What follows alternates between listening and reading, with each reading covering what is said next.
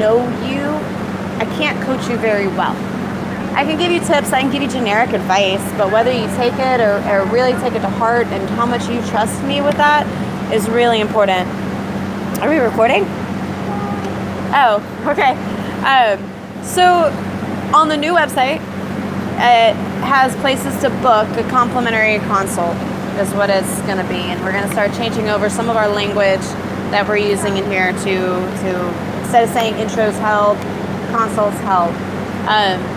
Along with that, there's an interview portion of it, which is similar to what we've been doing, but I want to put some better handles on it. I want to put a skeleton to it.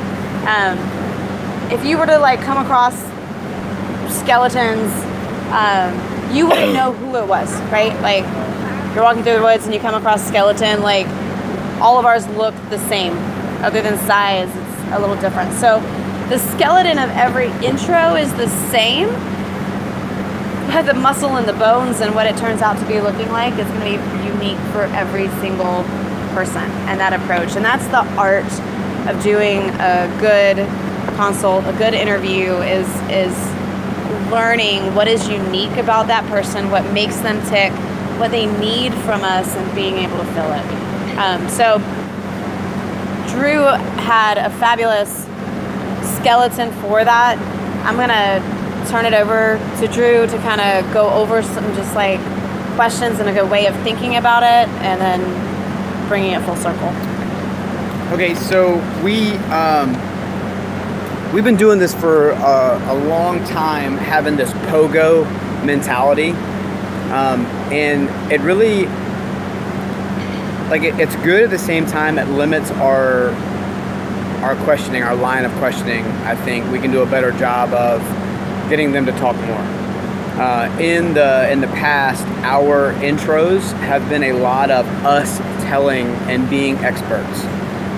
This is an information gathering session. That's what it changes to right now. And the easiest way that I thought about doing this is how they teach reporters in like Journalism 101. Who, what, when, where, how. All right, we're gonna add one more kind of like subjective is why in addition to that. But the very first question that I would probably ask somebody is, who are you? And then ask them, no, who are you really?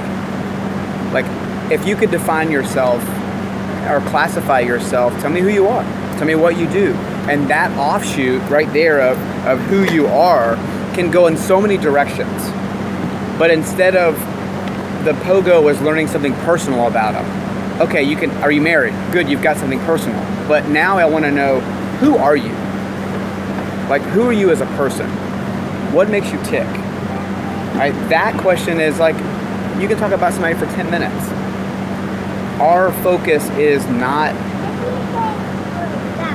asking questions to answer. Our focus shifts to asking questions and listening and just shutting up and letting the person talk.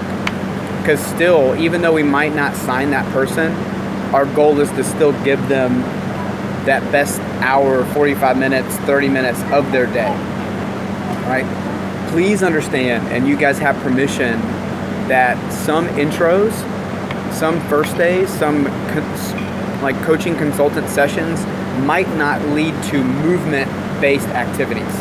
And that is totally okay. All right? We are not in the business of moving.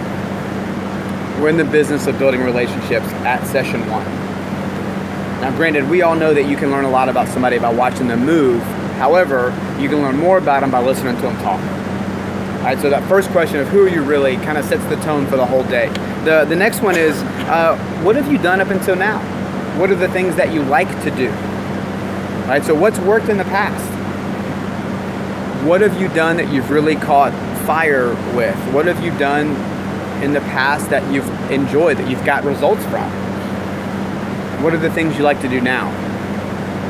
Man, that opens the doors for so many other questions.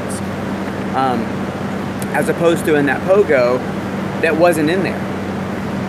Once you've got their name and kids and marriage, personal data, you're done.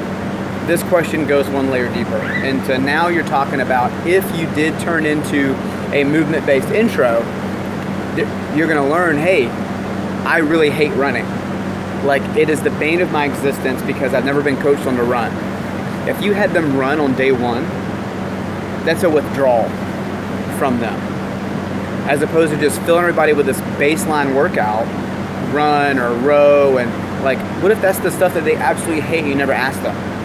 Now we can start to tailor that intro a little bit. Hey, I love to row. Like, I was a decent rower in college and high school. Okay, great. Hey, let's see you row a little bit. And you give them technique that makes that row better. Woo, man, that's powerful. I kind of changed this question a little bit, but when was the last time you were proud of yourself?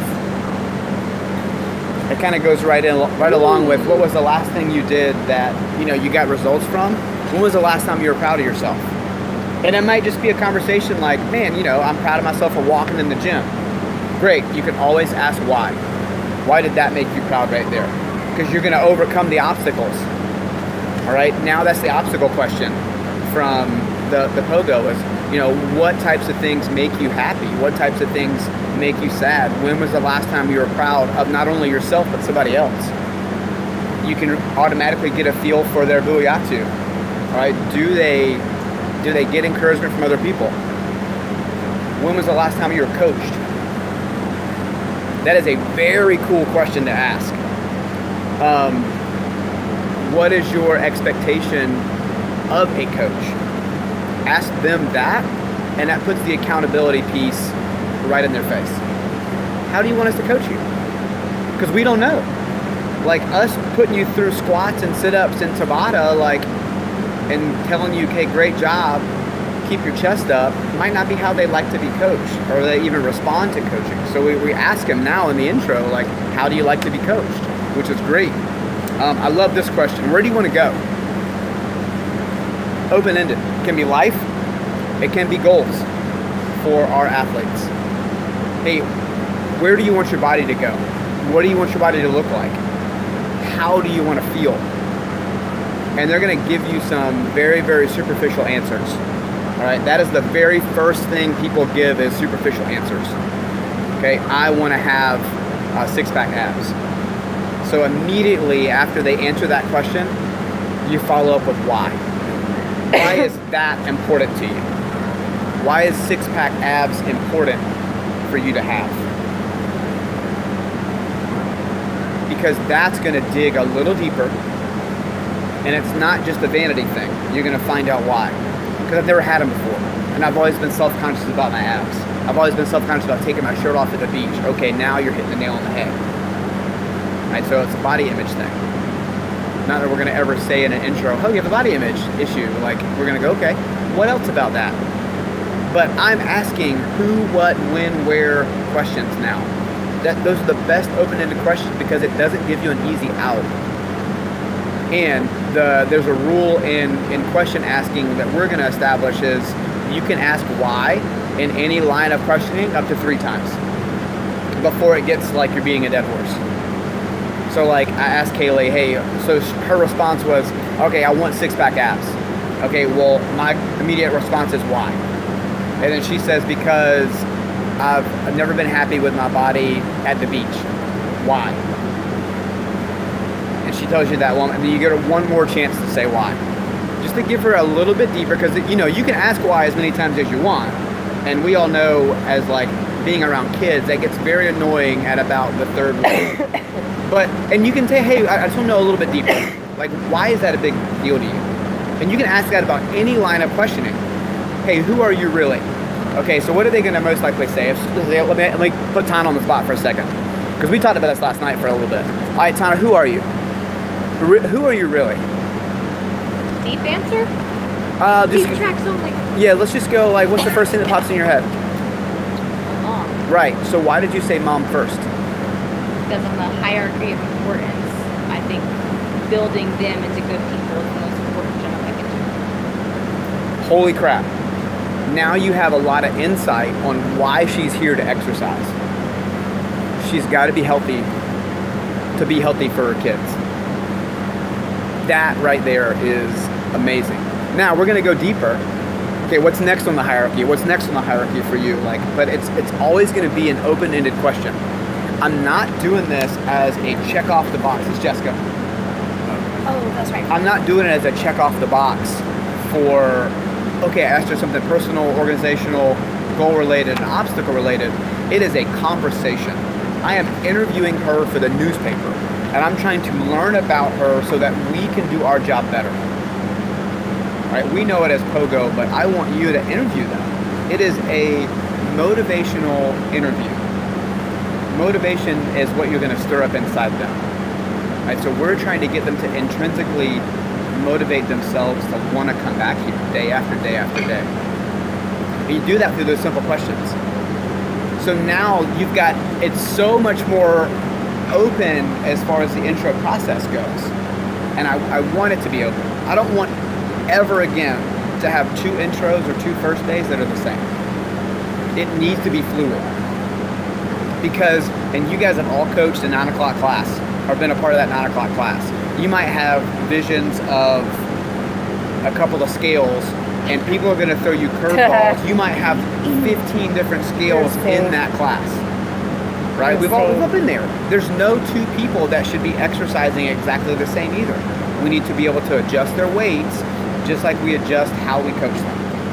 And it's great practice for us, but also like when people talk about themselves, they really, really start to dig you as the interviewer.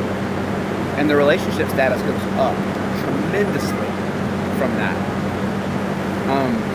Any questions or concerns you guys might have about opening that thing up a little bit? So I want to redo the intro sheet. I want to have a structure. You know, we'll have maybe we'll have like these questions kind of listed on that, and then have, instead of the baseline workout we have empty boxes for movement. What movements did you do? And really, like, if you've been here for a while, you'll see, if you've seen one of my intros, like I just scratched through that stuff and put what I did anyway. If the weighted med ball run is appropriate, absolutely, it's still a tool you can use, but it is not the tool you have to use. The baseline workout we used to do a long time ago, that was a tool that you can use. I will never, me as an individual, ever use that baseline workout again, ever. It is not an appropriate stimulus for somebody brand new to CrossFit. Nor is it nearly enough stimulus for somebody doing CrossFit for a year. Right? It is not a good test of anything we do in this gym. Half a baseline, a much better like snippet for somebody brand new. Maybe not. I don't know if I'd have them row and then ring row.